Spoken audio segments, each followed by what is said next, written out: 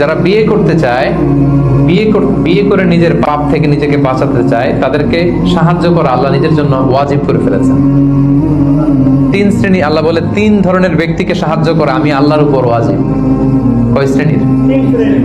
এর মধ্যে এক শ্রেণীর হচ্ছে যে বিয়ে করতে চায়, আর নাকি আল্লাযী ইউরিদুল আফাফ, পুত পবিত্র থাকতে যে, চরিত্র বাঁচাতে যে বিয়ে করতে চায়, টাকা নাই, সমস্যা এটা সেটা, কিন্তু খুব চাচ্ছে বিয়ে করতে। আল্লাহ বলে ওই যুবককে হেল্প করা আমি আল্লাহর জন্য ওয়াজিব হয়ে গিয়েছে।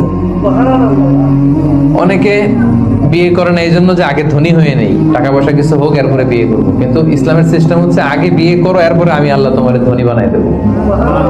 ধনী বানায় দেয় কে? তো আপনি আল্লাহর সিস্টেমে চলবেন না আপনার সিস্টেমে? ধনী হওয়ার সিস্টেমই তো হচ্ছে আগে বিয়ে করতে হবে। সব সফল লোকেরা, ধনী লোকেরা দেখবেন যে আগে বিয়ে করে ফেলছে। এজন্য আমরা যেন বিয়ে করে হালাল পন্থায় আল্লাহর দেয় যৌবনকে উপভোগ করি। হারামের সাথে যেন আমরা কখনো কোনোভাবে আপোষ না করি, সম্পর্ক না করি।